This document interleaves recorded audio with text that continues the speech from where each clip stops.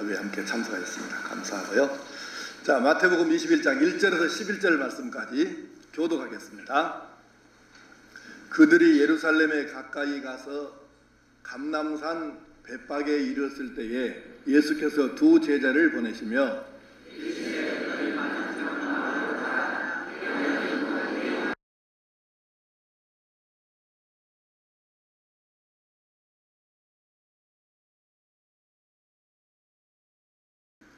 주여 구원하소서 이 뜻입니다.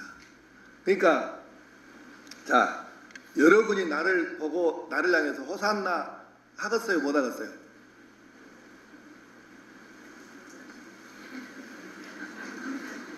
아니, 나를 보고 주여 목사님 나를 구원해 주세요, 호산나 이렇게 해겠냐고, 안 되겠냐고.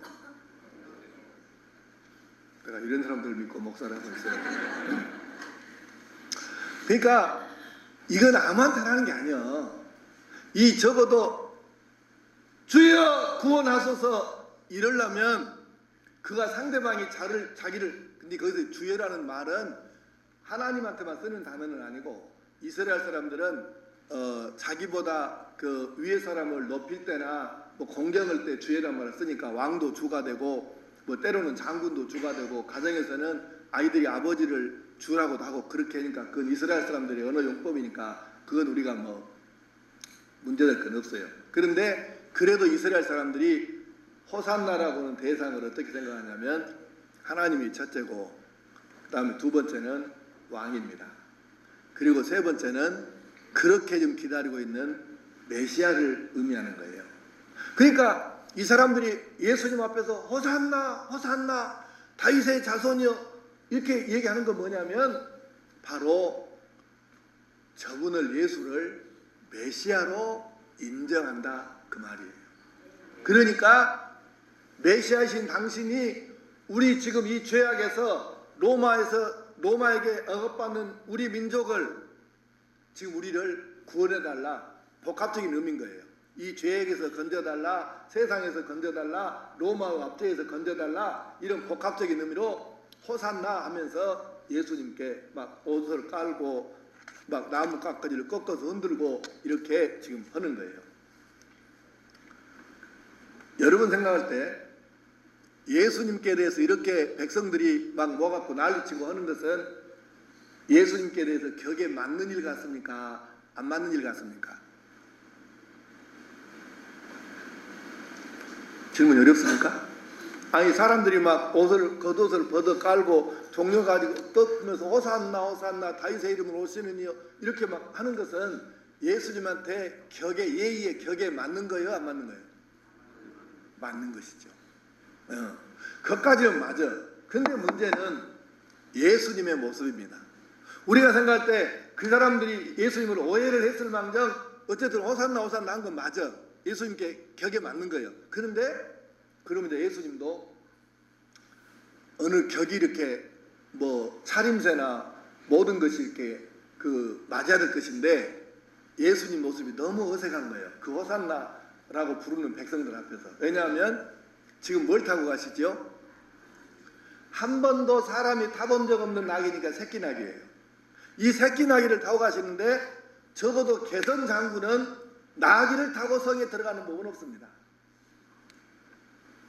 배너라는 영화를 여러분 보셨으면 배너하고 그 자기 양아버지가 되죠. 그 장군하고 두 사람이 배너는 노예 상태에서 이제 그 전쟁에 도움이 돼갖고 어쨌든 그 장군하고 양아버지 아들이 되잖아요. 그 두 사람이 이제 로마의 황제가 환영식 하려고 기다리고 있는데 그 군중 사이를 지나가는 거예요.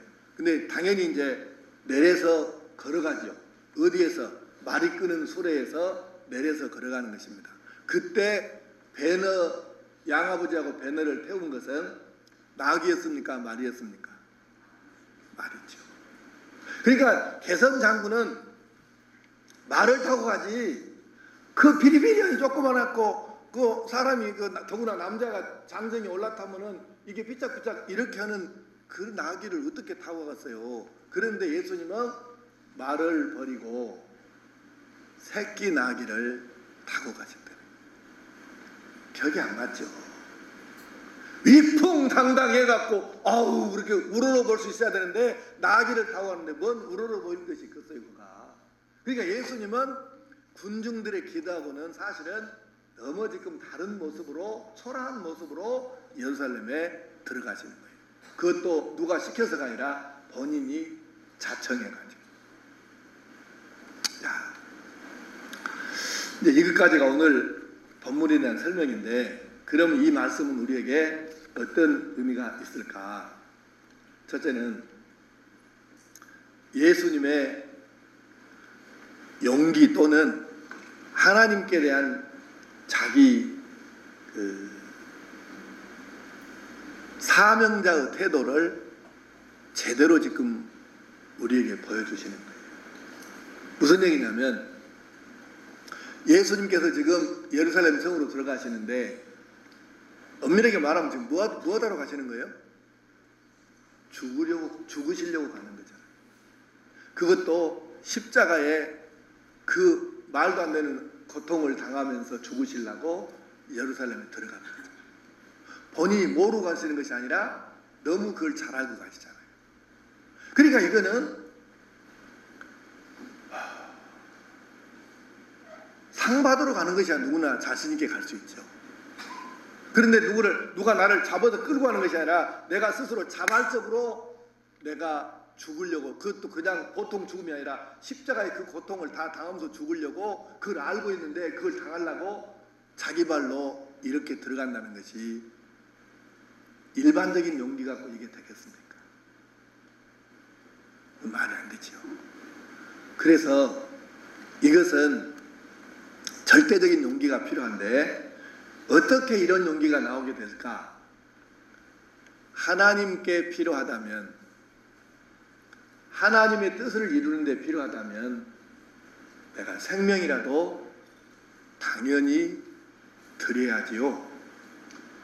이 예수님 마음속에 이 하나님을 향한 이 신앙이 살아있기 때문에 이 용기가 나오고 십자가를 향해서 뚜벅뚜벅 걸어갈 수 있는 용기가 생기는 것이죠.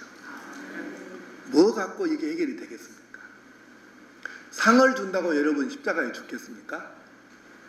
복을 받는다, 너 그거 하면 복 줄게 그런다고 해서 십자가에 그 고통 당하고 죽을 사람이 있겠어요?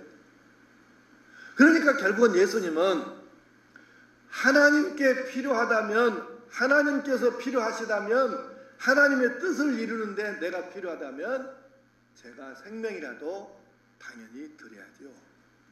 그러니까 이 용기를 내서 예루살렘으로 들어가시는 거예요. 한번 따라하겠습니다. 하나님께서 필요하시다면, 우리가 이 명제를 가지고 기도하고 생각할 수 있어야 되는데 그게 신앙입니다.